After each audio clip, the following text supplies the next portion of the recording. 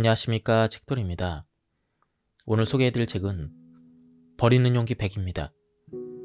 저자는 고바야시 히로유키, 출판사는 더 페이지입니다. 저자 소개를 간단히 하겠습니다. 고바야시 히로유키, 준텐도 대학 의학부 교수, 일본 스포츠협회 공인 스포츠 닥터이다. 먼저 프롤로그입니다. 버리고 시작하는 새로운 인생. 우리는 매일 수많은 정보와 물건들에 둘러싸여 살아갑니다. 풍요롭고 편리한 시대이죠. 그런데 이런 것들을 정리하지 못한 채 쌓아두기만 하면 어떻게 될까요? 우리의 몸과 마음은 적지 않은 타격을 입게 될 것입니다. 일단 정리되지 않은 방에서 불필요한 물건을 찾느라 애를 먹습니다. 게다가 시간도 낭비합니다. 여기에 스트레스는 덤으로 따라오죠. 이는 물건에만 해당되는 것이 아닙니다. 인간관계도 똑같습니다. 주책 없이 인맥을 너무 넓혀놔서 마음에 들지 않는 사람까지 만나야 합니다. 아마도 누구에게나 이런 경험이 있을 것입니다. 이처럼 자기도 모르는 사이에 늘어난 물건이나 인간관계를 과감하게 버리겠다, 정리하겠다는 결심을 하지 않으면 우리 몸을 관리하는 자율신경의 균형은 깨지게 됩니다. 그리고 몸의 상태는 급격히 나빠지고 맙니다. 주변을 둘러보면 물건을 버리기 어렵다며 고민하는 사람이 많습니다. 아마도 버린다에 대한 부정적인 이미지 때문입니다. 멀쩡한 것을 버린다는 죄책감, 인간관계를 과감히 끊는 데서 오는 몰인정함도 느껴지죠. 물론 버린다는 잃는다, 손에서 놓는다, 사라진다 등의 측면이 있습니다. 하지만 저는 이와 동시에 뭔가를 얻기 위한 행동일 수 있다고 생각합니다. 일단 물건을 버리고 정리하면 쾌적한 공간과 여유가 생깁니다. 스트레스와 짜증으로 힘겨웠던 인간관계를 정리하면 마음이 잘 맞는 매력적인 사람과 만날 수가 있습니다. 버리기 시작하면 그런 기회가 찾아옵니다. 그러므로 과감하게 버리는 용기를 내보세요. 이 책에서는 버리는 용기를 기르기 위한 100가지 방법을 소개합니다.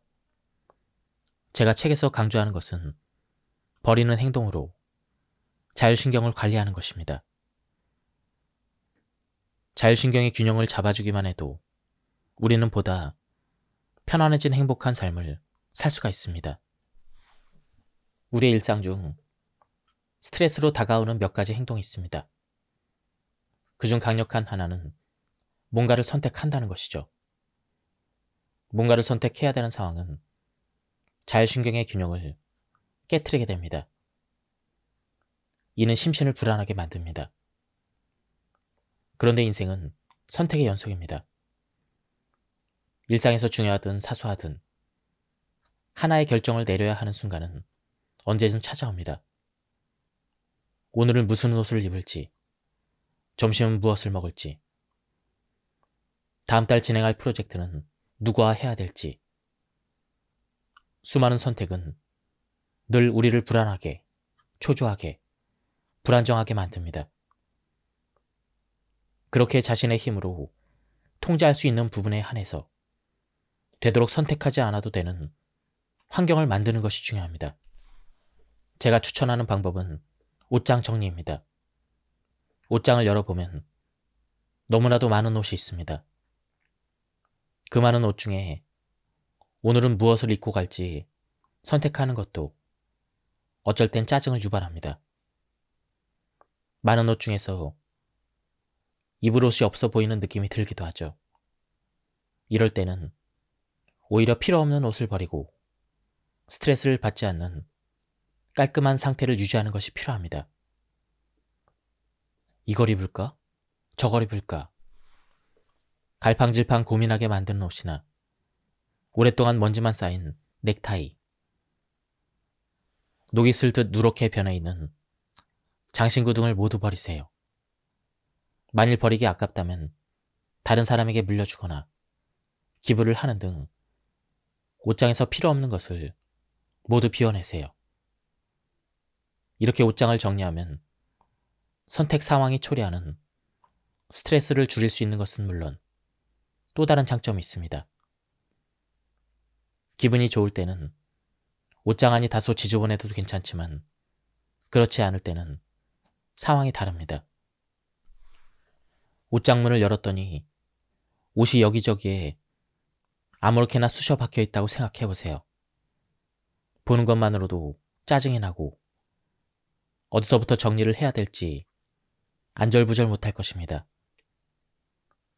또한 중요한 프레젠테이션 전날이나 시험이 코앞일 때 등 신경이 예민한 상황에서 그런 옷장을 본다면 자율신경의 균형은 단숨에 무너져 내릴 것입니다. 이런 상황과 마주하고 싶지 않다면 미리 자신의 주변을 정리하고 버리는 등 스트레스를 초래하는 요소를 줄이는 것이 중요합니다. 옷을 정리한 요령에는 두 가지가 있습니다. 첫 번째 요령은 1년 동안 입어서 색이 바래졌거나 보풀이 일어서 많이 닳게 된 옷, 유행이 지난 옷들을 정리하는 것이죠.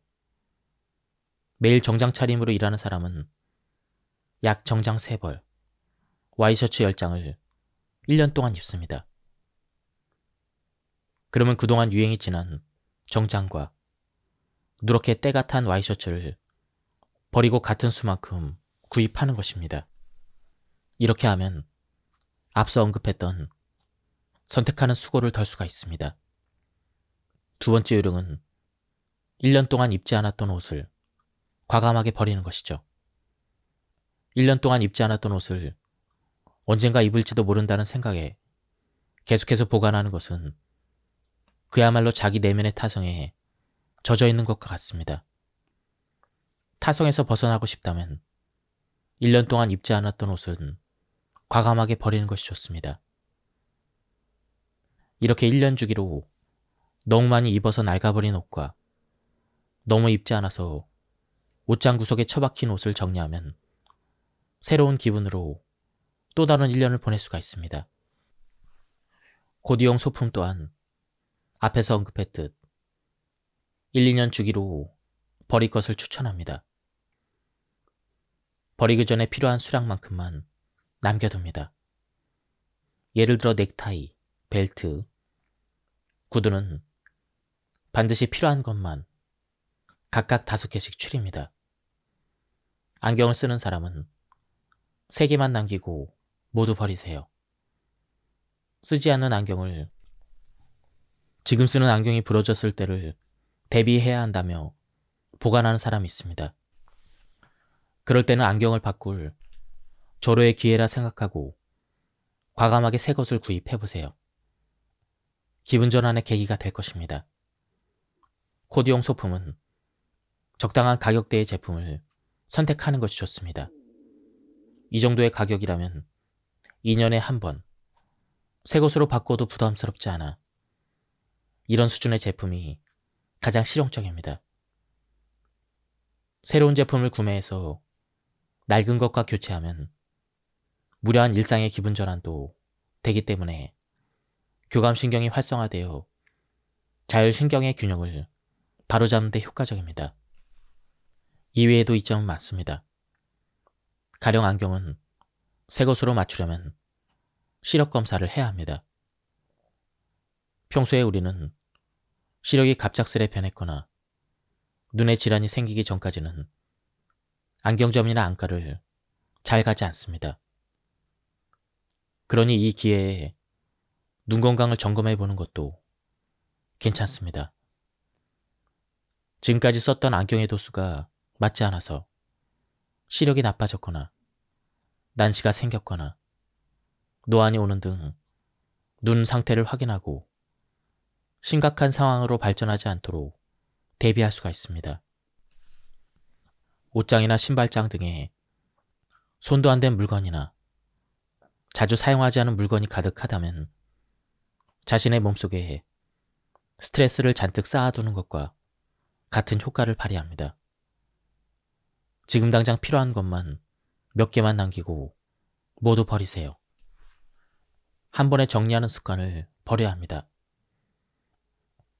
결국 막상 정리정돈을 시작하려고 마음먹었을 때 물건이 너무 많으면 어떤 것이 필요하고 어떤 것이 필요 없는지 구분하기가 어렵습니다. 또한 정리정돈에 익숙하지 않으면 지금은 안 쓰지만 언젠가 쓰지 않을까? 이렇게 고민만 하다가 결국 버리지 못합니다. 생각 같아서는 싹 다 정리하고 싶은데 막상 그렇게 하자니 이런저런 걸림돌에 부딪히는 것이죠. 이런 상황에 맞닥뜨리면 스트레스를 줄이려고 시작한 일이 오히려 더 큰 스트레스로 다가옵니다.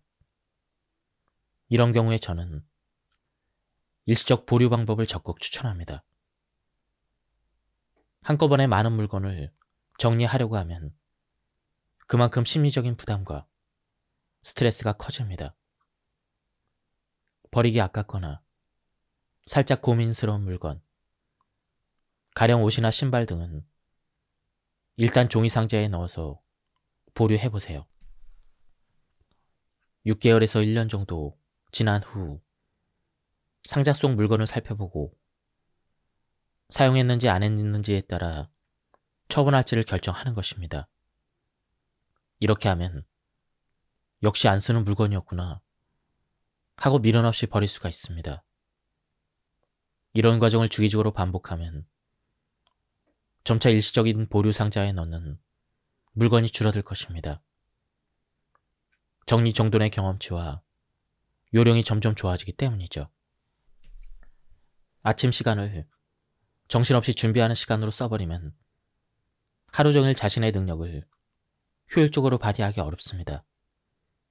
우리 몸은 부교감신경이 높은 수면 상태에서 교감신경이 높은 활동 상태로 빠르게 전환할 수 없기 때문입니다.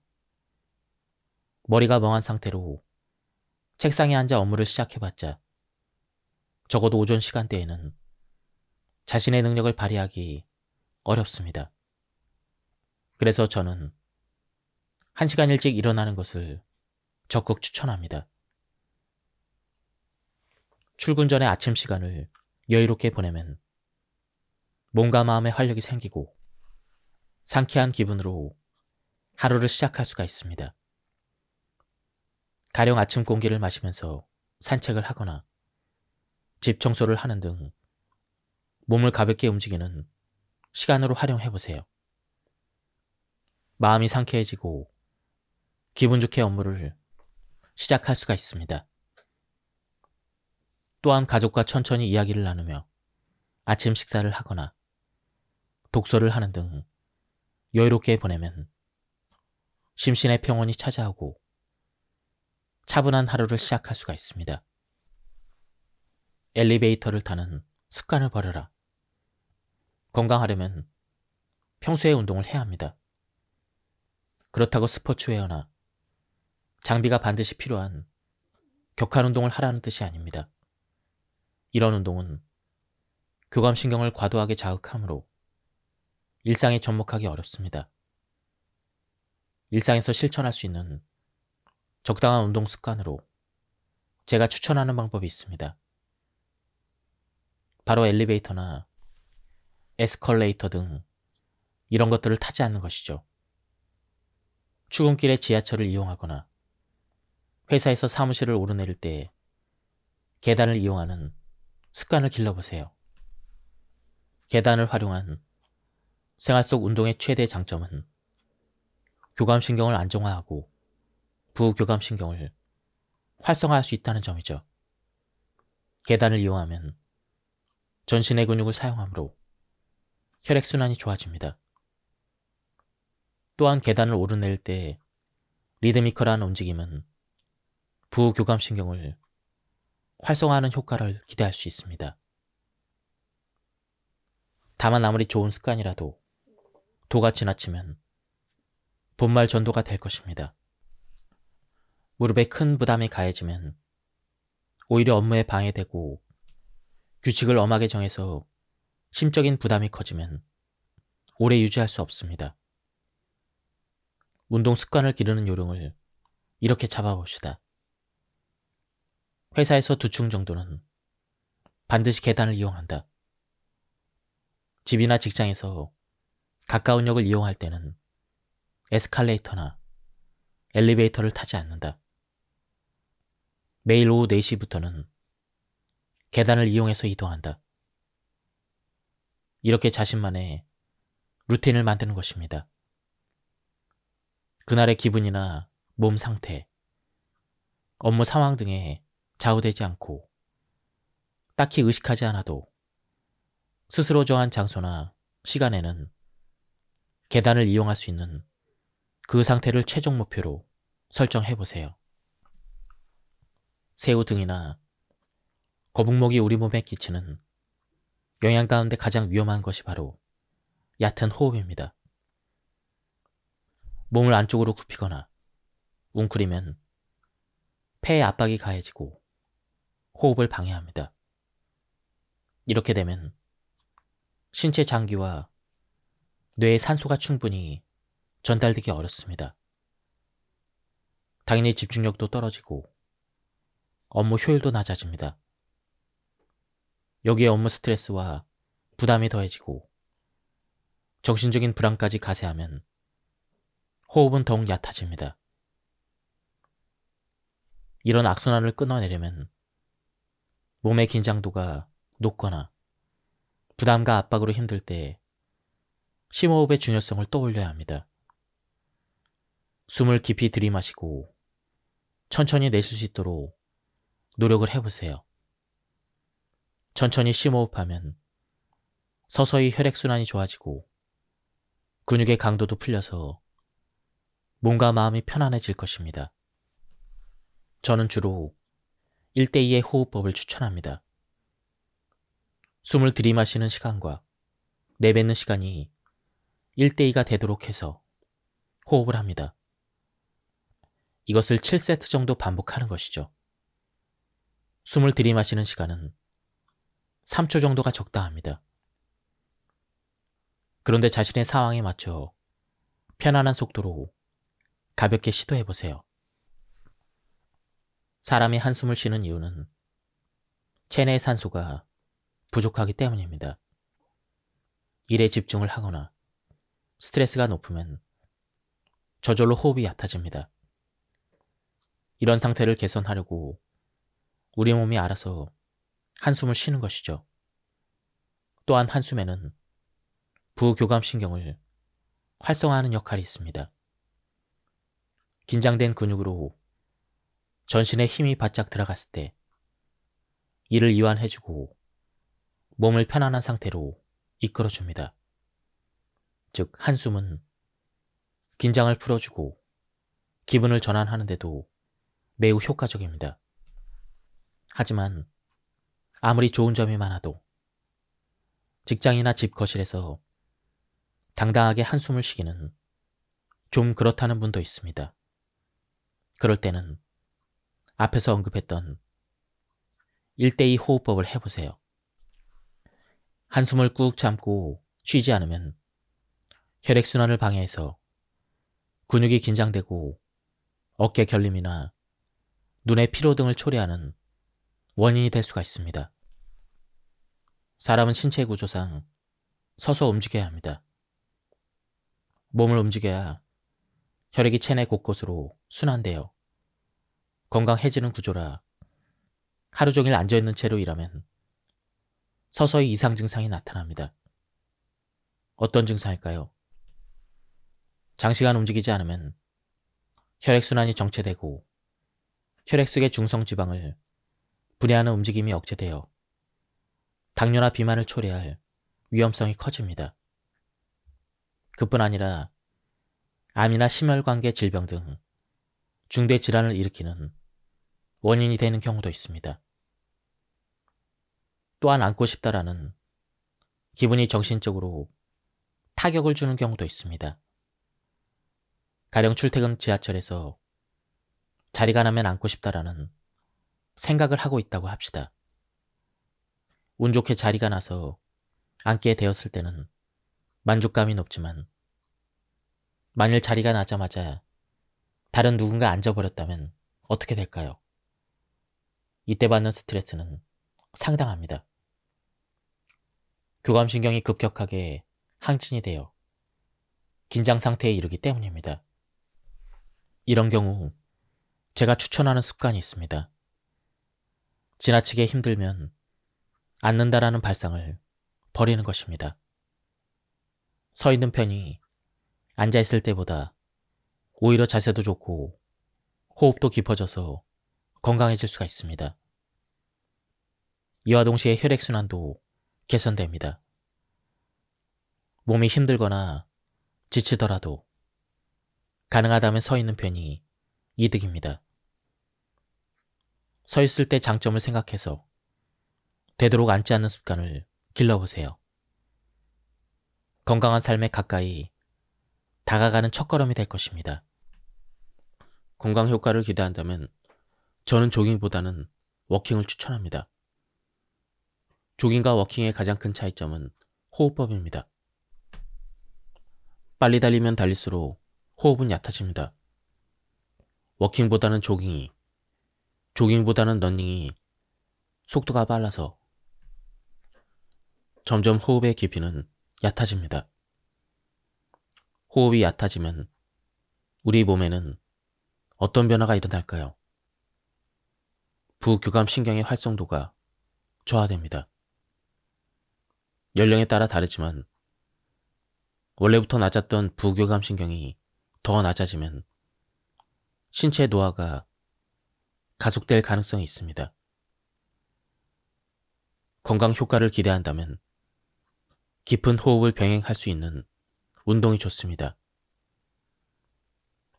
횡격막을 아래, 위로 올렸다 내렸다 하며 깊은 호흡을 유도하면서 워킹을 하면 충분한 효과를 기대할 수가 있습니다. 심호흡을 통해서 부교감신경의 저하를 막을 수 있을 뿐 아니라 말소 부위까지 산소와 영양을 공급하면서 운동을 할 수가 있습니다. 또한 리듬에 맞춰 워킹을 하면 자율신경의 안정을 도모하는 효과도 있습니다. 신체의 세세한 움직임을 온몸으로 느끼면서 천천히 워킹하면 심신의 균형도 바로잡을 수가 있습니다. 평소에 다니지 않는 길을 코스로 정해서 정치를 즐기면서 워킹을 해보세요. 기분도 상쾌해지고 건강 유지에도 큰 도움이 될 것입니다. 늦은 밤에는 스마트폰을 관둬라. 저의 경우에는 귀가하면 일절 스마트폰을 보지 않습니다. 다만 긴급시에 연락이 닿도록 벨은 울리도록 설정해 놨습니다. 정말로 급박한 상황이라면 메시지가 아니라 전화가 걸려올 테니까요. 또한 소셜 네트워크나 인터넷 뉴스는 지금 당장 필요하지 않은 경우가 대부분입니다. 바로 확인할 필요가 없다고 생각합니다. 스마트폰이 일상 업무에 필요한 도구인 것은 맞지만 과도한 사용이 우리 몸에 스트레스를 준다면 본말전도 아닐까요? 집에서 스마트폰 사용을 줄이기 어렵다면 20시 이후에는 보지 않는다와 같이 시간을 정해보세요. 또는 스마트폰의 보관 장소나 충전 장소를 한 곳으로 정해보세요. 무심코 스마트폰을 만지거나 보는 시간을 줄일 수 있습니다. 이렇게 스마트폰에서 벗어난 시간을 의식적으로 만들면 생활의 리듬의 균형이 잡히고 질 좋은 수면을 취할 수 있습니다. 축적된 스트레스는 우리의 능력을 떨어뜨립니다.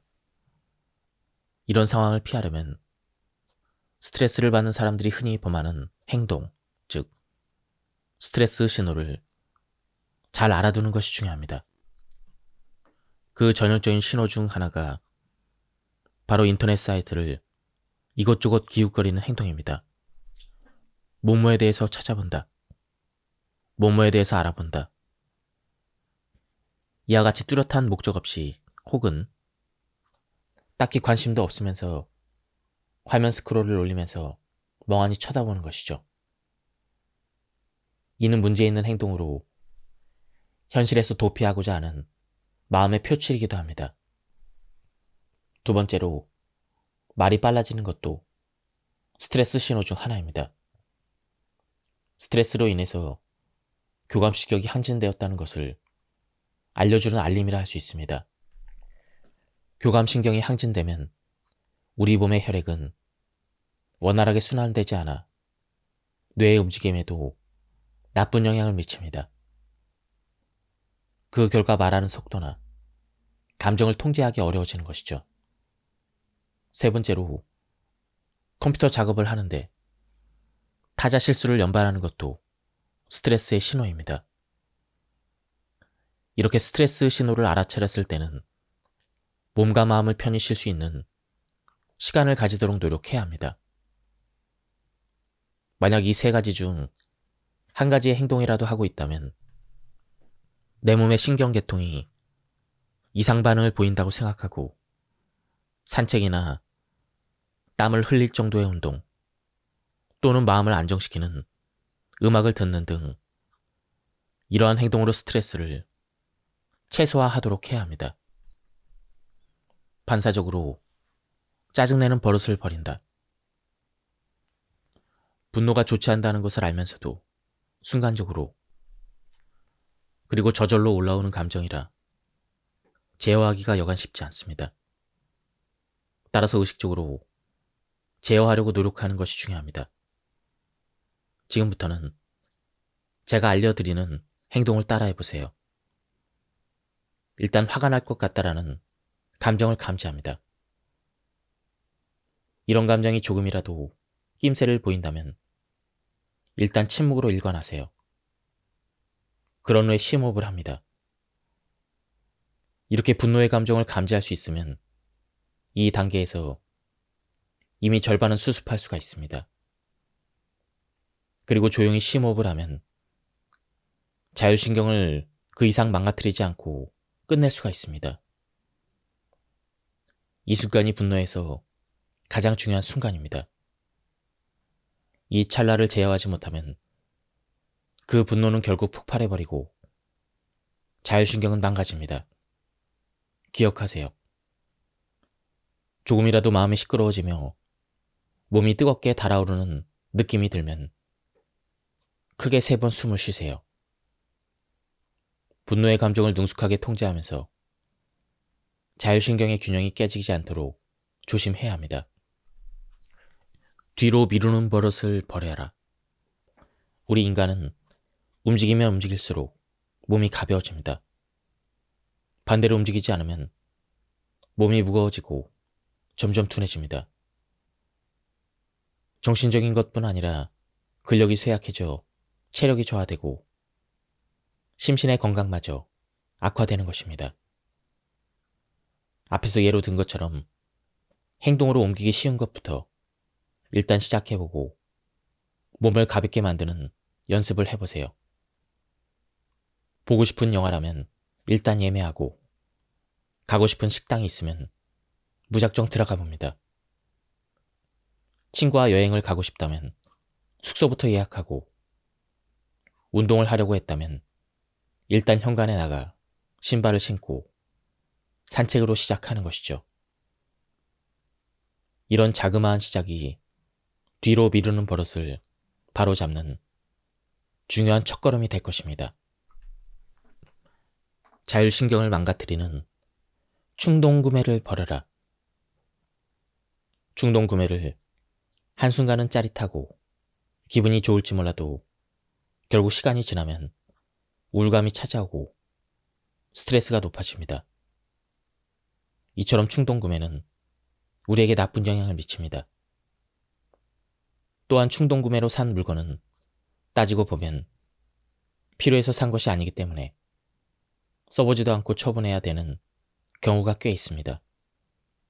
처분을 해도 낭비했다는 죄책감에 또 다른 스트레스에 시달리게 되죠.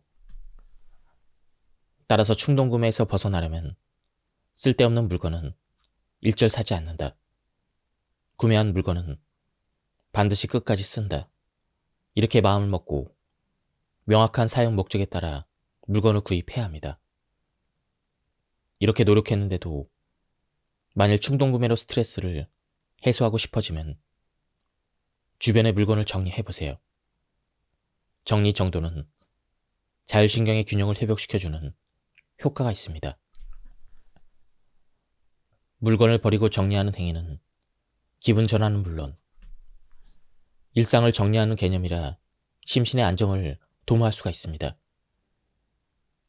저는 다양한 채널과 매체를 통해서 스트레스와 같은 심리적인 문제는 단순한 심리적 접근으로만 해결하기 어렵다라는 메시지를 전하고 있습니다. 심리적인 불안을 해결하려면 신체 균형을 바로잡거나 주변 물건을 정리하고 버리는 등 심리적인 측면 외에 접근법을 활용하는 것이 훨씬 더 효과적이고 중요합니다. 버린다라는 말을 부정적으로 받아들인 사람이 있습니다. 자기 주변을 정리하면 속이 시원해지고 깔끔해진 공간과 마주하면 묘한 설레임마저 듭니다. 물건을 버리고 정리하는 행위는 생활에 활력을 가져다 주는 것은 물론이고 새로운 시작을 위한 매우 긍정적인 습관이라 할 수 있습니다. 필요 없는 물건에 둘러싸여 생활을 하면 어쩔 수 없이 그 물건을 볼 수밖에 없고 서서히 스트레스가 쌓입니다. 어쩌면 기분 전환이 뜻대로 되지 않는 이유는 이렇게 정리되지 않은 어수선한 환경 때문일 수도 있습니다. 우리는 몸이 아프면 병원에 가서 진단을 받고 약을 처방받습니다. 그리고 그 약을 복용하며 병을 치료하죠. 다만 약을 복용한 뒤에 증상이 호전된 것처럼 보여도 안심할 수 없는 경우가 있습니다. 투약에 대한 대증요법이 만병의 근본적인 해결책은 아니기 때문입니다. 그렇다면 대증요법 외에 무엇을 하면 좋을까요? 저는 건강을 위한 첫걸음으로 자율신경의 균형을 바로잡아야 한다고 생각합니다. 특히 바쁜 현대 사회에서는 부교감신경의 활성도를 높이는 것이 중요합니다. 부교감신경을 활성화하는 방법은 여러 가지가 있습니다. 복식 호흡을 하거나 좋아하는 음악을 듣거나 큰 소리로 노래를 부릅니다. 간단하게 찬물로 세수만 해도 부교감신경은 활성화됩니다. 흔히 명상과 요가를 해도 부교감신경이 살아납니다.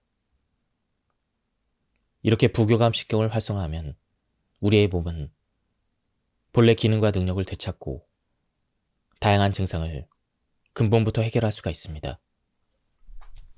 우리는 효율성에 대한 집착을 버려야 합니다. 이렇게 말하면 믿을지 모르겠지만 업무 측면에서 큰 성과를 올리는 사람일수록 동작이 느립니다. 말도 천천히 차분하고 그리고 발소리도 얌전합니다. 그들은 느리기보다는 여유가 있다라고 바꿔 말할 수가 있습니다. 정신없이 바빠서 많은 일을 어떻게든 잘하고 싶다. 이런 생각이 든다면 그때야말로 속도를 늦추고 천천히 심호흡을 하면서 차분하게 움직이도록 노력해야 합니다.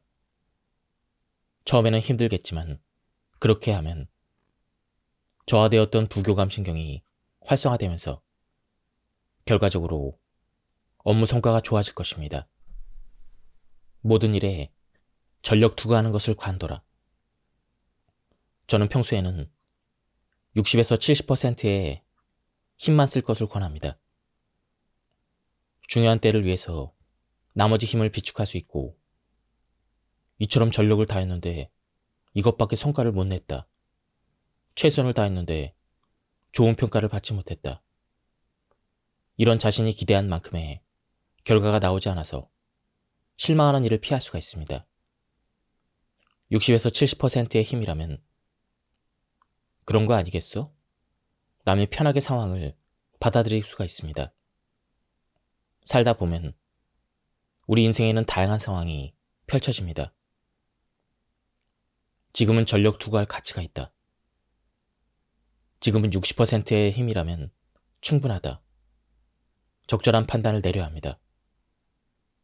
한 발 물러나 냉정하게 바라보면 의외로 대부분의 일이 60%의 정도의 힘으로 대응해도 별 문제가 없다는 사실을 깨닫게 될 것입니다. 60%의 힘으로 임하라는 것은 바꿔 말하면 적당히 힘을 빼라라는 의미이기도 합니다. 힘을 빼다라는 그 생각을 대충이라고 생각하는 사람도 있는데 힘의 배분을 조절한다라는 그 뜻이 맞습니다. 60%의 힘으로 임했기에 만일의 사태가 벌어졌을 때 나머지 힘을 발휘할 수가 있으니까요. 좋은 스트레스까지 버리지 마라. 모든 스트레스가 나쁘다고 단언할 수는 없습니다. 좋은 스트레스라는 것도 틀림없이 존재합니다. 또한 스트레스가 완벽하게 사라지면 교감신경이 항진되기 어려워 오히려 자율신경이 균형을 되찾기 힘들어집니다. 저는 의사로서 지금까지 여러 종류의 스트레스에 시달리며 살아왔습니다. 그런데 제가 만일 의사라는 직업을 택하지 않았다면 지금의 제가 느끼는 만족은 얻지 못했을 것입니다. 결과적으로 의사로서 제가 느꼈던 스트레스는 제 인생에 필요한 좋은 스트레스였던 셈입니다. 나쁜 스트레스는 우리 몸의 몸과 마음을 병들게 하지만 좋은 스트레스는 성장과 발전에 기여합니다. 어느 정도의 긴장과 자극이 있어야 삶의 활력이 생기거든요.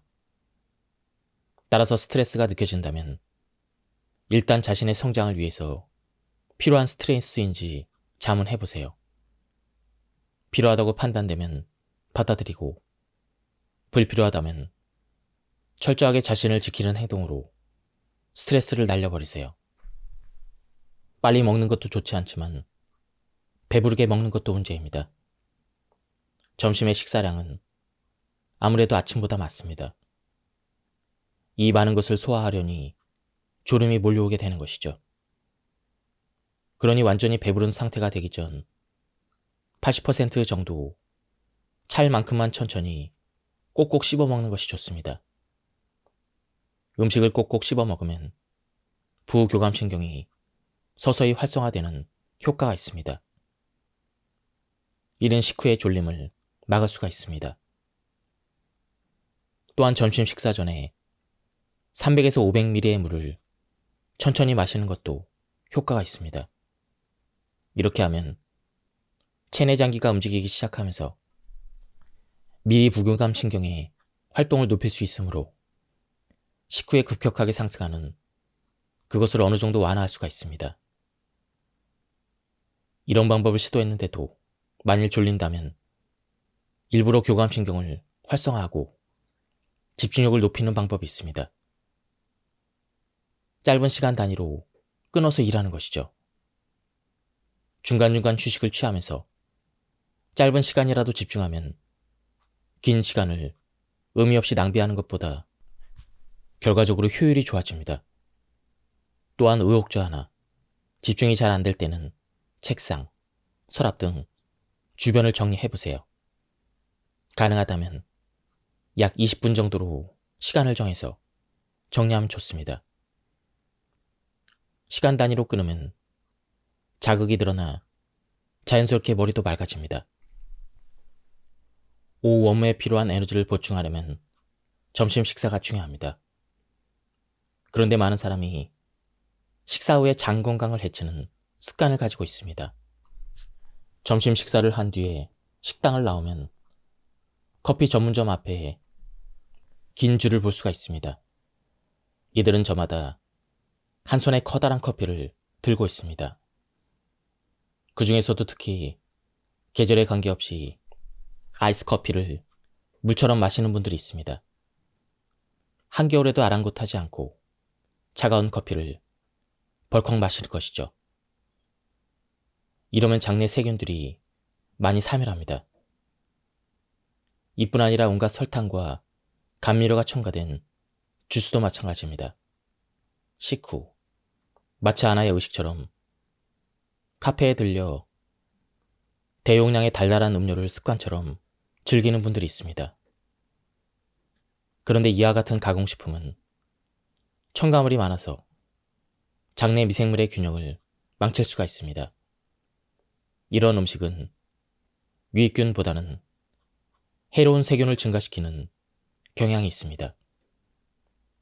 그러니 식후 버릇처럼 들르던 카페 방문을 중단하시기 바랍니다. 오후 시간이 허전하다면 차라리 견과류나 핑거푸드처럼 채소를 챙겨 드시기 바랍니다. 점심 식사뿐 아니라 모든 식사에는 균형 잡힌 식단을 유지해야 합니다. 그래야 유익균의 번식을 돕고 장 건강을 개선할 수 있습니다. 또한 발효식품을 꾸준히 섭취하는 것도 중요합니다. 가공식품과 공산품을 줄이면 장내염증을 예방하는 데도 효과적입니다. 건강한 식단은 장내 세균 다양성을 유지하는 데 핵심입니다.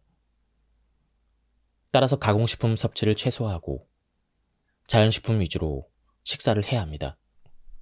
예, 지금까지 이 책에 대한 리뷰를 모두 마쳤습니다. 제가 발췌 요약해서 설명드렸기 때문에 맥락이 많이 끊겼습니다. 한번 책을 구해서 읽어보실 것을 추천드립니다. 여기서 리뷰를 마치도록 하겠습니다. 감사합니다. 안녕하십니까, 책돌이입니다. 오늘 소개해드릴 책은 버리는 용기 100입니다. 저자는 고바야시 히로유키, 출판사는 더 페이지입니다. 저자 소개를 간단히 하겠습니다. 고바야시 히로유키, 준텐도 대학 의학부 교수, 일본 스포츠협회 공인 스포츠 닥터이다. 먼저 프롤로그입니다. 버리고 시작하는 새로운 인생. 우리는 매일 수많은 정보와 물건들에 둘러싸여 살아갑니다. 풍요롭고 편리한 시대이죠. 그런데 이런 것들을 정리하지 못한 채 쌓아두기만 하면 어떻게 될까요? 우리의 몸과 마음은 적지 않은 타격을 입게 될 것입니다.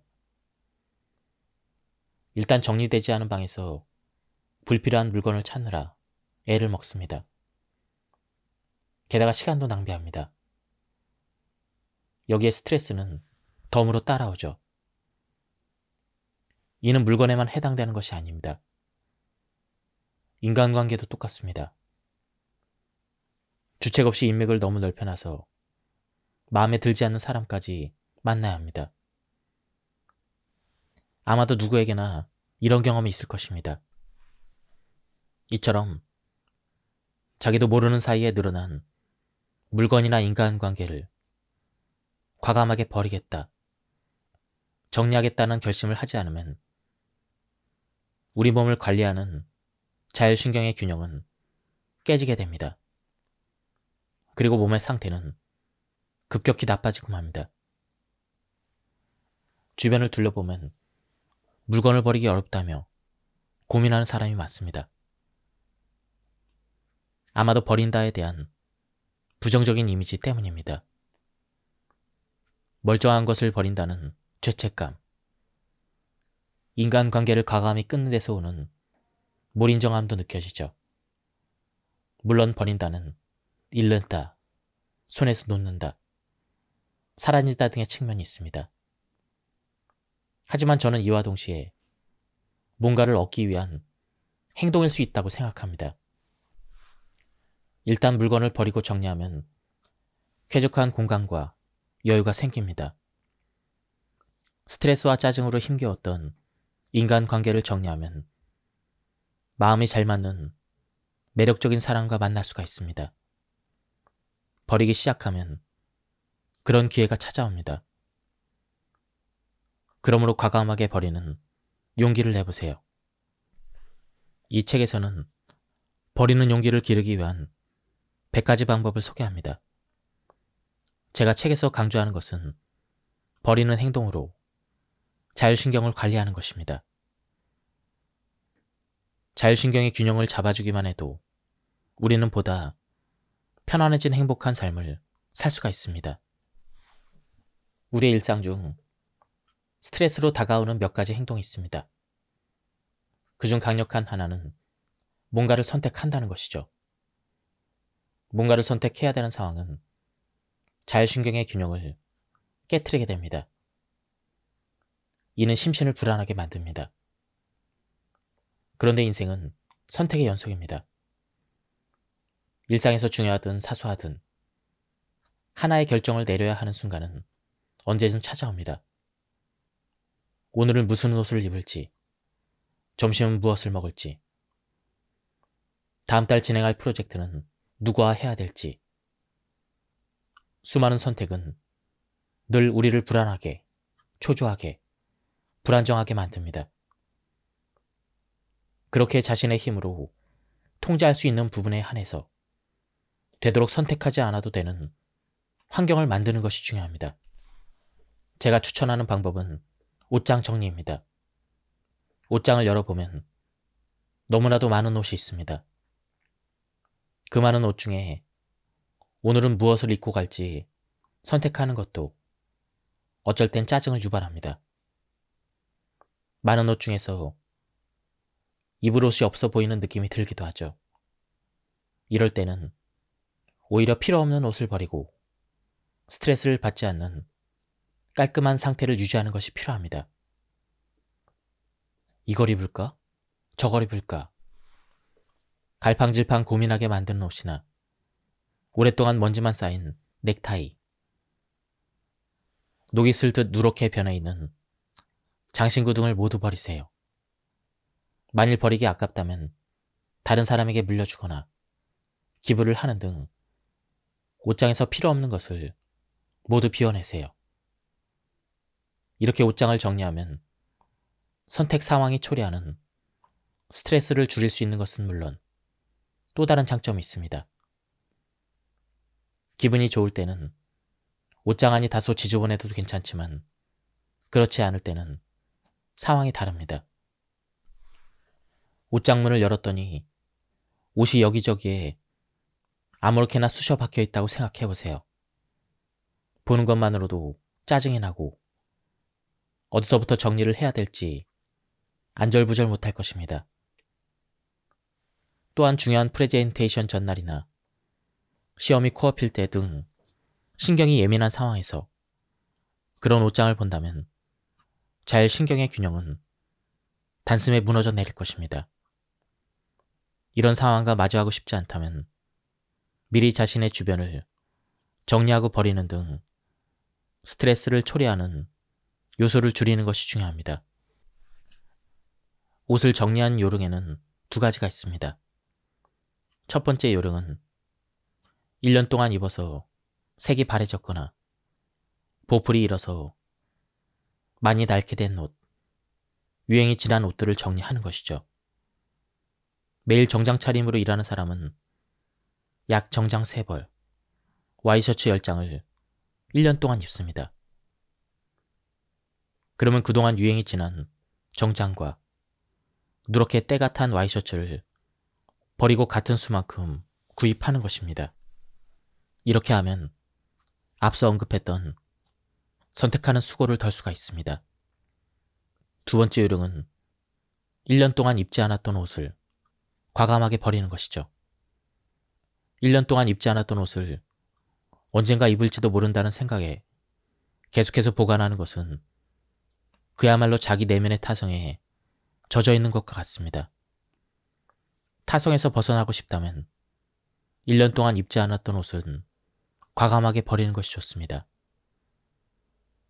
이렇게 1년 주기로 너무 많이 입어서 낡아버린 옷과 너무 입지 않아서 옷장 구석에 처박힌 옷을 정리하면 새로운 기분으로 또 다른 1년을 보낼 수가 있습니다. 고디용 소품 또한 앞에서 언급했듯 1, 2년 주기로 버릴 것을 추천합니다. 버리기 전에 필요한 수량만큼만 남겨둡니다. 예를 들어 넥타이, 벨트, 구두는 반드시 필요한 것만 각각 5개씩 추립니다. 안경을 쓰는 사람은 3개만 남기고 모두 버리세요. 쓰지 않는 안경을 지금 쓰는 안경이 부러졌을 때를 대비해야 한다며 보관하는 사람이 있습니다. 그럴 때는 안경을 바꿀 절호의 기회라 생각하고 과감하게 새 것을 구입해보세요. 기분 전환의 계기가 될 것입니다. 코디용 소품은 적당한 가격대의 제품을 선택하는 것이 좋습니다. 이 정도의 가격이라면 2년에 한 번 새 것으로 바꿔도 부담스럽지 않아 이런 수준의 제품이 가장 실용적입니다. 새로운 제품을 구매해서 낡은 것과 교체하면 무료한 일상의 기분 전환도 되기 때문에 교감신경이 활성화되어 자율신경의 균형을 바로잡는 데 효과적입니다. 이외에도 이점은 많습니다. 가령 안경은 새 것으로 맞추려면 시력 검사를 해야 합니다. 평소에 우리는 시력이 갑작스레 변했거나 눈에 질환이 생기기 전까지는 안경점이나 안과를 잘 가지 않습니다. 그러니 이 기회에 눈 건강을 점검해 보는 것도 괜찮습니다.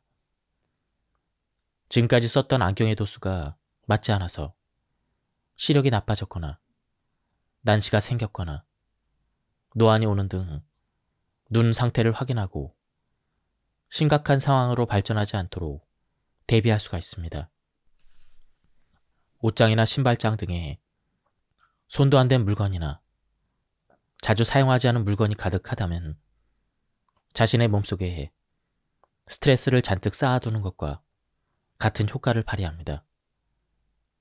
지금 당장 필요한 것만 몇 개만 남기고 모두 버리세요. 한 번에 정리하는 습관을 버려야 합니다. 결국 막상 정리정돈을 시작하려고 마음먹었을 때 물건이 너무 많으면 어떤 것이 필요하고 어떤 것이 필요 없는지 구분하기가 어렵습니다. 또한 정리정돈에 익숙하지 않으면 지금은 안 쓰지만 언젠가 쓰지 않을까? 이렇게 고민만 하다가 결국 버리지 못합니다.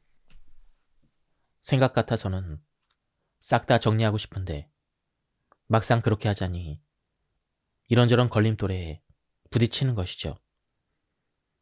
이런 상황에 맞닥뜨리면 스트레스를 줄이려고 시작한 일이 오히려 더 큰 스트레스로 다가옵니다. 이런 경우에 저는 일시적 보류 방법을 적극 추천합니다. 한꺼번에 많은 물건을 정리하려고 하면 그만큼 심리적인 부담과 스트레스가 커집니다. 버리기 아깝거나 살짝 고민스러운 물건, 가령 옷이나 신발 등은 일단 종이 상자에 넣어서 보류해보세요. 6개월에서 1년 정도 지난 후 상자 속 물건을 살펴보고 사용했는지 안 했는지에 따라 처분할지를 결정하는 것입니다. 이렇게 하면 역시 안 쓰는 물건이었구나 하고 미련 없이 버릴 수가 있습니다. 이런 과정을 주기적으로 반복하면 점차 일시적인 보류 상자에 넣는 물건이 줄어들 것입니다. 정리정돈의 경험치와 요령이 점점 좋아지기 때문이죠. 아침 시간을 정신없이 준비하는 시간으로 써버리면 하루 종일 자신의 능력을 효율적으로 발휘하기 어렵습니다. 우리 몸은 부교감신경이 높은 수면 상태에서 교감신경이 높은 활동 상태로 빠르게 전환할 수 없기 때문입니다. 머리가 멍한 상태로 책상에 앉아 업무를 시작해봤자 적어도 오전 시간대에는 자신의 능력을 발휘하기 어렵습니다. 그래서 저는 1시간 일찍 일어나는 것을 적극 추천합니다. 출근 전에 아침 시간을 여유롭게 보내면 몸과 마음의 활력이 생기고 상쾌한 기분으로 하루를 시작할 수가 있습니다. 가령 아침 공기를 마시면서 산책을 하거나 집 청소를 하는 등 몸을 가볍게 움직이는 시간으로 활용해 보세요. 마음이 상쾌해지고 기분 좋게 업무를 시작할 수가 있습니다. 또한 가족과 천천히 이야기를 나누며 아침 식사를 하거나 독서를 하는 등 여유롭게 보내면 심신의 평온이 찾아오고 차분한 하루를 시작할 수가 있습니다. 엘리베이터를 타는 습관을 버려라. 건강하려면 평소에 운동을 해야 합니다. 그렇다고 스포츠웨어나 장비가 반드시 필요한 격한 운동을 하라는 뜻이 아닙니다. 이런 운동은 교감신경을 과도하게 자극하므로 일상에 접목하기 어렵습니다.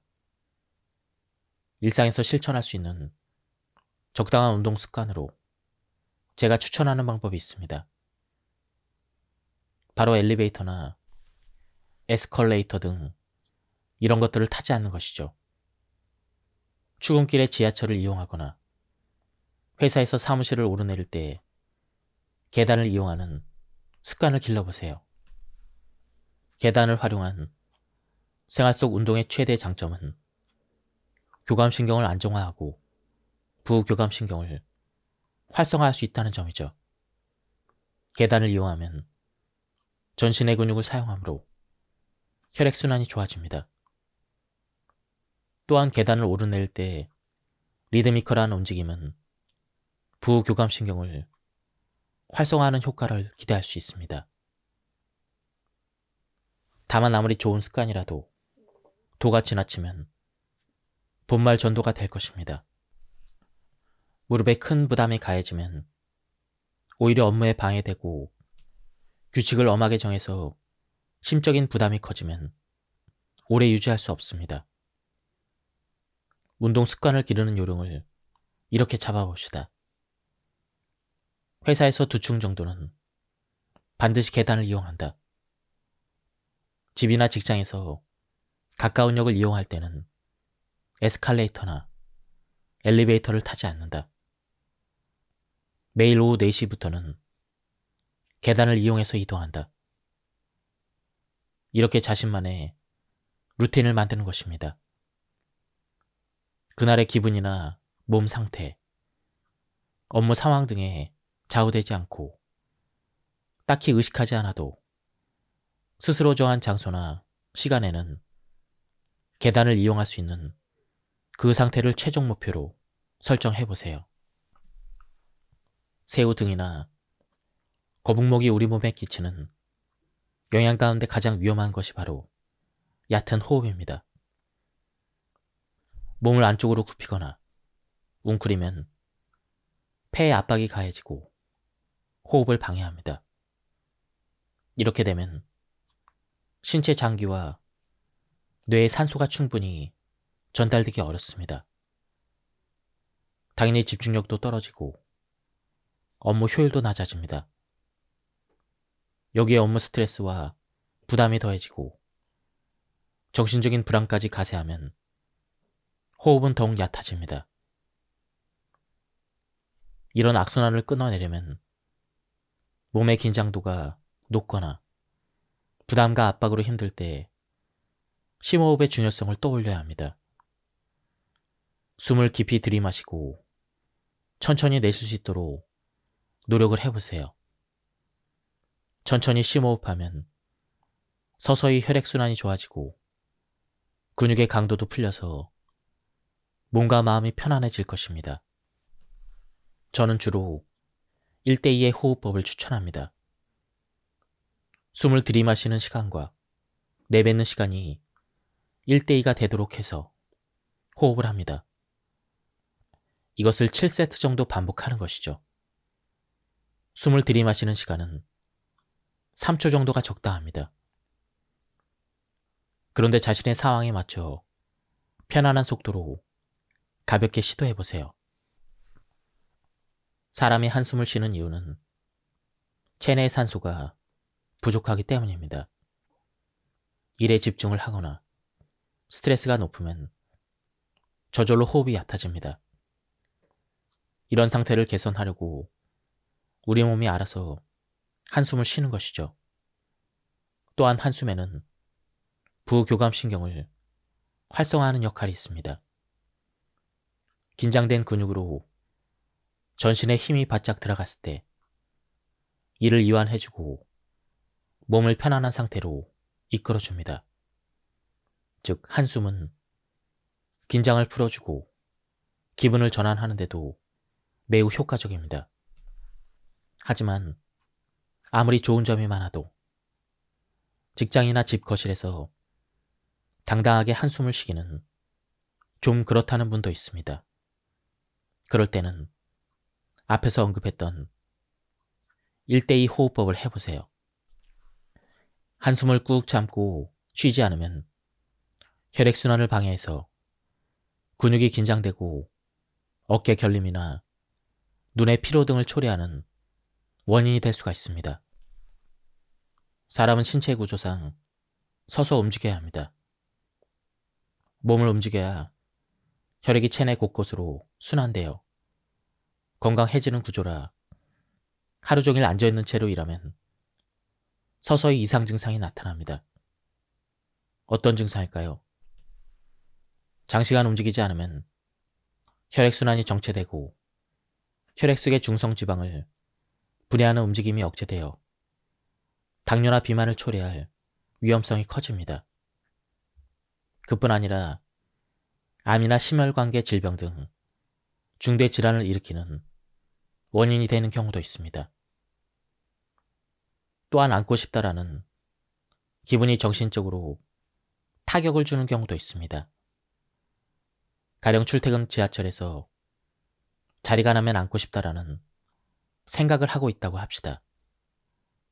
운 좋게 자리가 나서 앉게 되었을 때는 만족감이 높지만 만일 자리가 나자마자 다른 누군가 앉아버렸다면 어떻게 될까요? 이때 받는 스트레스는 상당합니다. 교감신경이 급격하게 항진이 되어 긴장 상태에 이르기 때문입니다.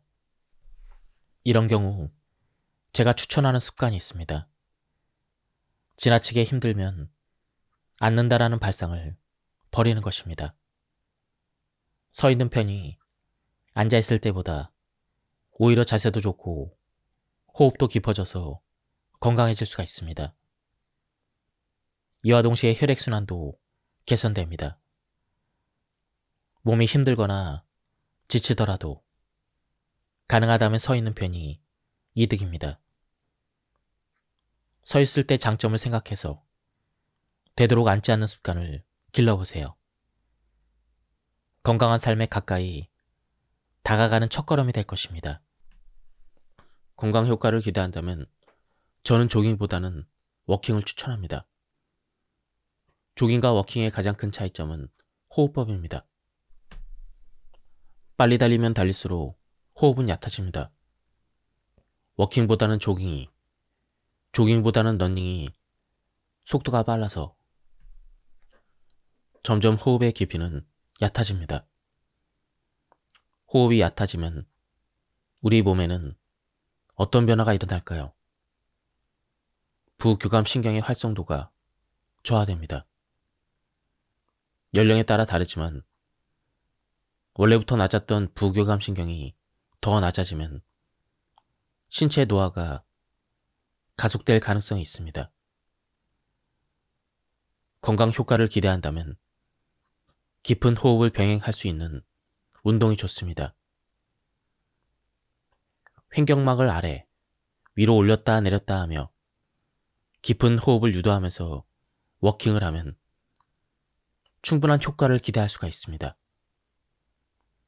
심호흡을 통해서 부교감신경의 저하를 막을 수 있을 뿐 아니라 말소 부위까지 산소와 영양을 공급하면서 운동을 할 수가 있습니다.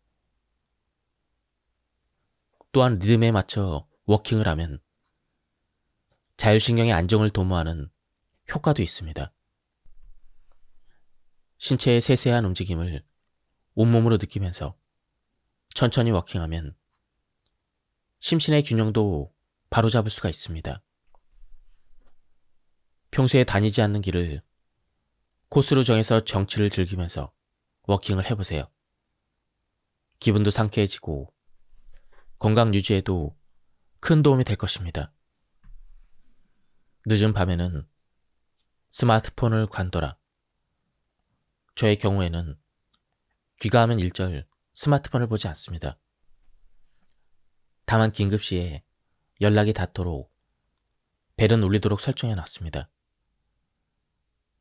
정말로 급박한 상황이라면 메시지가 아니라 전화가 걸려올 테니까요. 또한 소셜 네트워크나 인터넷 뉴스는 지금 당장 필요하지 않은 경우가 대부분입니다. 바로 확인할 필요가 없다고 생각합니다.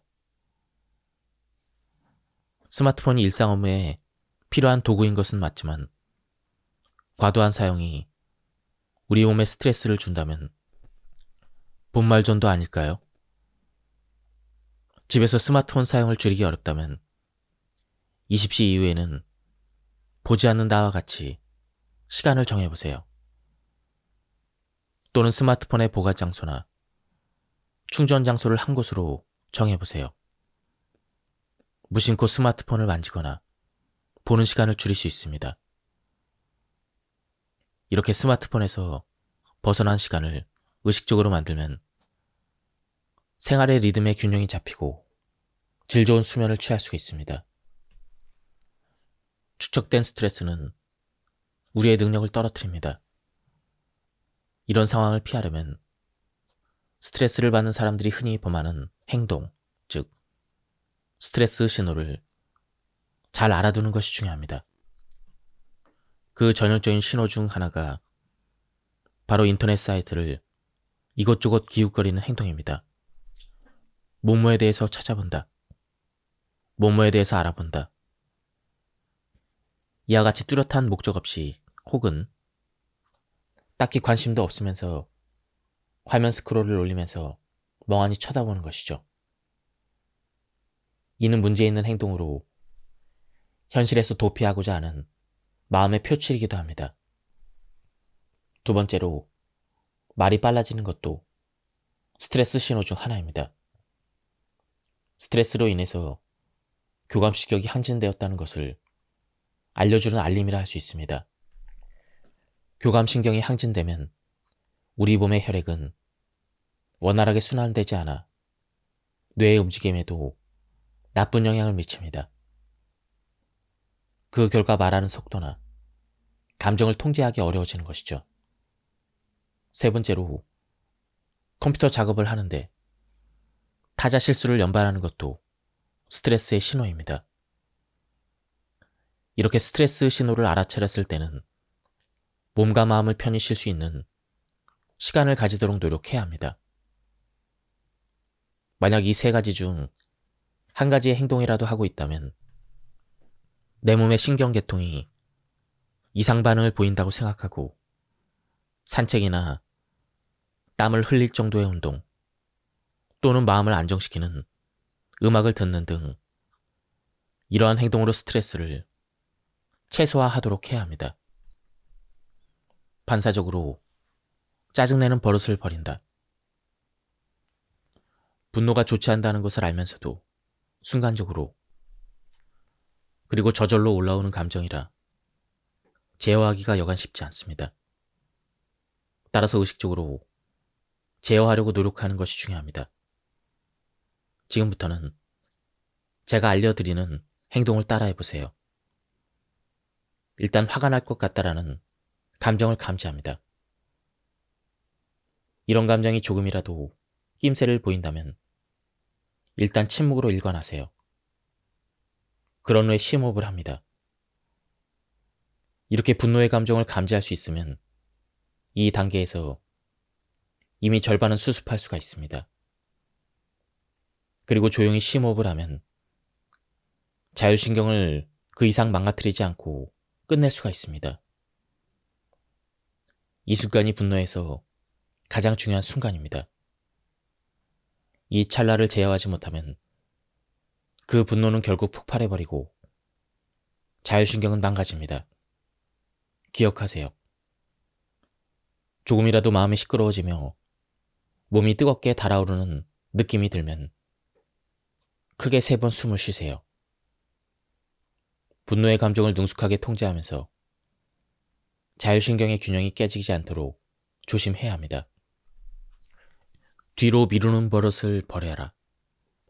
우리 인간은 움직이면 움직일수록 몸이 가벼워집니다. 반대로 움직이지 않으면 몸이 무거워지고 점점 둔해집니다. 정신적인 것뿐 아니라 근력이 쇠약해져 체력이 저하되고 심신의 건강마저 악화되는 것입니다. 앞에서 예로 든 것처럼 행동으로 옮기기 쉬운 것부터 일단 시작해보고 몸을 가볍게 만드는 연습을 해보세요. 보고 싶은 영화라면 일단 예매하고 가고 싶은 식당이 있으면 무작정 들어가 봅니다. 친구와 여행을 가고 싶다면 숙소부터 예약하고 운동을 하려고 했다면 일단 현관에 나가 신발을 신고 산책으로 시작하는 것이죠. 이런 자그마한 시작이 뒤로 미루는 버릇을 바로잡는 중요한 첫걸음이 될 것입니다. 자율신경을 망가뜨리는 충동구매를 버려라. 충동구매를 한순간은 짜릿하고 기분이 좋을지 몰라도 결국 시간이 지나면 우울감이 찾아오고 스트레스가 높아집니다. 이처럼 충동구매는 우리에게 나쁜 영향을 미칩니다. 또한 충동구매로 산 물건은 따지고 보면 필요해서 산 것이 아니기 때문에 써보지도 않고 처분해야 되는 경우가 꽤 있습니다. 처분을 해도 낭비했다는 죄책감에 또 다른 스트레스에 시달리게 되죠. 따라서 충동구매에서 벗어나려면 쓸데없는 물건은 일절 사지 않는다. 구매한 물건은 반드시 끝까지 쓴다. 이렇게 마음을 먹고 명확한 사용 목적에 따라 물건을 구입해야 합니다. 이렇게 노력했는데도 만일 충동구매로 스트레스를 해소하고 싶어지면 주변의 물건을 정리해보세요. 정리 정도는 자율신경의 균형을 회복시켜주는 효과가 있습니다.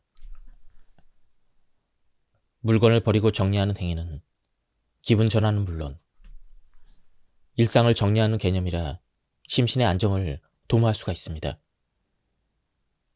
저는 다양한 채널과 매체를 통해서 스트레스와 같은 심리적인 문제는 단순한 심리적 접근으로만 해결하기 어렵다라는 메시지를 전하고 있습니다. 심리적인 불안을 해결하려면 신체 균형을 바로잡거나 주변 물건을 정리하고 버리는 등 심리적인 측면 외에 접근법을 활용하는 것이 훨씬 더 효과적이고 중요합니다. 버린다라는 말을 부정적으로 받아들인 사람이 있습니다. 자기 주변을 정리하면 속이 시원해지고 깔끔해진 공간과 마주하면 묘한 설레임마저 듭니다. 물건을 버리고 정리하는 행위는 생활에 활력을 가져다 주는 것은 물론이고 새로운 시작을 위한 매우 긍정적인 습관이라 할 수 있습니다. 필요없는 물건에 둘러싸여 생활을 하면 어쩔 수 없이 그 물건을 볼 수밖에 없고 서서히 스트레스가 쌓입니다. 어쩌면 기분 전환이 뜻대로 되지 않는 이유는 이렇게 정리되지 않은 어수선한 환경 때문일 수도 있습니다. 우리는 몸이 아프면 병원에 가서 진단을 받고 약을 처방받습니다. 그리고 그 약을 복용하며 병을 치료하죠. 다만 약을 복용한 뒤에 증상이 호전된 것처럼 보여도 안심할 수 없는 경우가 있습니다. 투약에 대한 대증요법이 만병의 근본적인 해결책은 아니기 때문입니다. 그렇다면 대증요법 외에 무엇을 하면 좋을까요? 저는 건강을 위한 첫걸음으로 자율신경의 균형을 바로잡아야 한다고 생각합니다. 특히 바쁜 현대 사회에서는 부교감신경의 활성도를 높이는 것이 중요합니다. 부교감신경을 활성화하는 방법은 여러 가지가 있습니다. 복식 호흡을 하거나, 좋아하는 음악을 듣거나, 큰 소리로 노래를 부릅니다. 간단하게 찬물로 세수만 해도 부교감신경은 활성화됩니다. 흔히 명상과 요가를 해도 부교감신경이 살아납니다. 이렇게 부교감신경을 활성화하면 우리의 몸은 본래 기능과 능력을 되찾고 다양한 증상을 근본부터 해결할 수가 있습니다. 우리는 효율성에 대한 집착을 버려야 합니다. 이렇게 말하면 믿을지 모르겠지만 업무 측면에서 큰 성과를 올리는 사람일수록 동작이 느립니다. 말도 천천히 차분하고 그리고 발소리도 얌전합니다. 그들은 느리기보다는 여유가 있다라고 바꿔 말할 수가 있습니다. 정신없이 바빠서 많은 일을 어떻게든 잘하고 싶다, 이런 생각이 든다면 그때야말로 속도를 늦추고 천천히 심호흡을 하면서 차분하게 움직이도록 노력해야 합니다. 처음에는 힘들겠지만 그렇게 하면 저하되었던 부교감신경이 활성화되면서 결과적으로 업무 성과가 좋아질 것입니다. 모든 일에 전력 투구하는 것을 관둬라. 저는 평소에는 60에서 70%의 힘만 쓸 것을 권합니다. 중요한 때를 위해서 나머지 힘을 비축할 수 있고, 이처럼 전력을 다했는데 이것밖에 성과를 못 냈다, 최선을 다했는데 좋은 평가를 받지 못했다, 이런 자신이 기대한 만큼의 결과가 나오지 않아서 실망하는 일을 피할 수가 있습니다. 60에서 70%의 힘이라면 그런 거 아니겠어? 라며 편하게 상황을 받아들일 수가 있습니다. 살다 보면 우리 인생에는 다양한 상황이 펼쳐집니다. 지금은 전력 투구할 가치가 있다. 지금은 60%의 힘이라면 충분하다. 적절한 판단을 내려야 합니다. 한 발 물러나 냉정하게 바라보면 의외로 대부분의 일이 60%의 정도의 힘으로 대응해도 별 문제가 없다는 사실을 깨닫게 될 것입니다.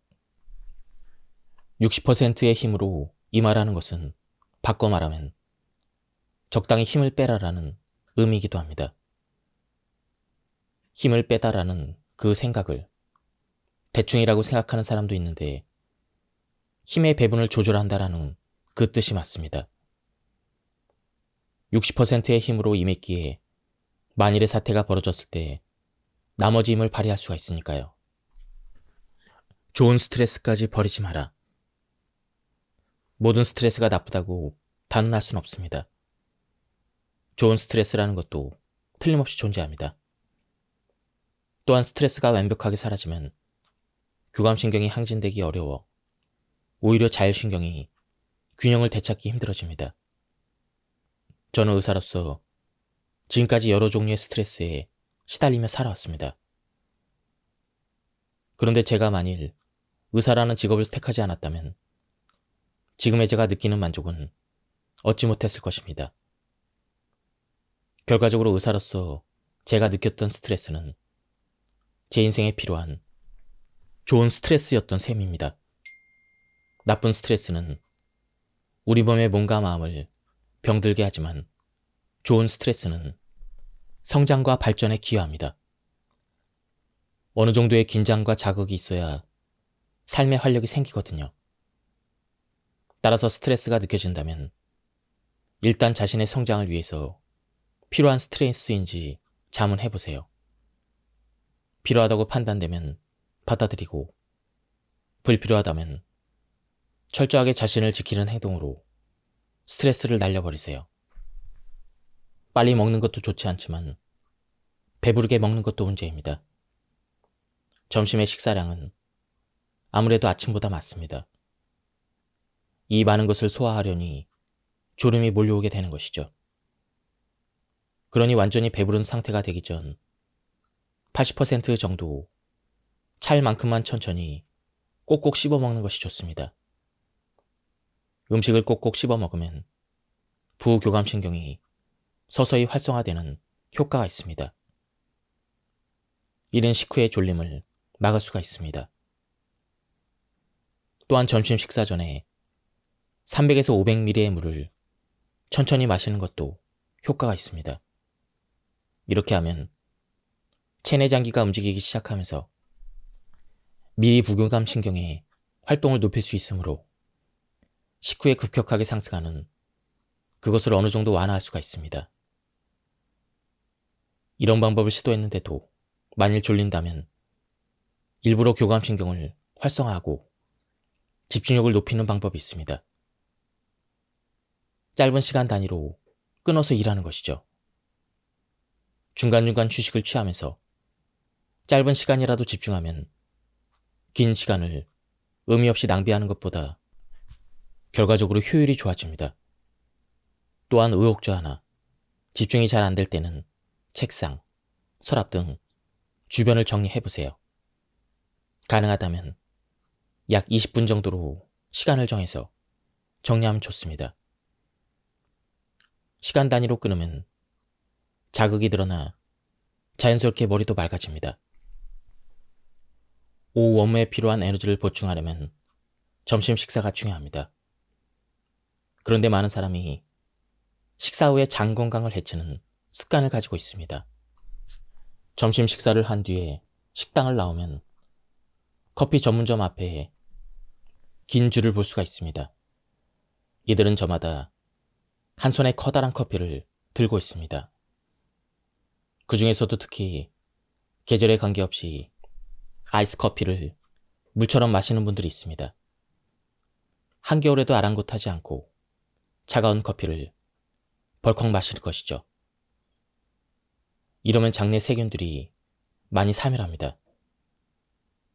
이뿐 아니라 온갖 설탕과 감미료가 첨가된 주스도 마찬가지입니다. 식후 마치 하나의 의식처럼 카페에 들려 대용량의 달달한 음료를 습관처럼 즐기는 분들이 있습니다. 그런데 이와 같은 가공식품은 첨가물이 많아서 장내 미생물의 균형을 망칠 수가 있습니다. 이런 음식은 유익균보다는 해로운 세균을 증가시키는 경향이 있습니다. 그러니 식후 버릇처럼 들르던 카페 방문을 중단하시기 바랍니다. 오후 시간이 허전하다면 차라리 견과류나 핑거푸드처럼 채소를 챙겨 드시기 바랍니다.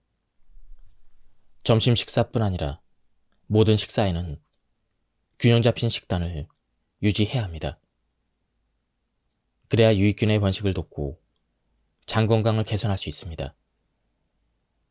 또한 발효식품을 꾸준히 섭취하는 것도 중요합니다. 가공식품과 공산품을 줄이면 장내염증을 예방하는 데도 효과적입니다. 건강한 식단은 장내 세균 다양성을 유지하는 데 핵심입니다. 따라서 가공식품 섭취를 최소화하고 자연식품 위주로 식사를 해야 합니다. 지금까지 이 책에 대한 리뷰를 모두 마쳤습니다. 제가 발췌 요약해서 설명드렸기 때문에 맥락이 많이 끊겼습니다. 한번 책을 구해서 읽어보실 것을 추천드립니다. 여기서 리뷰를 마치도록 하겠습니다. 감사합니다.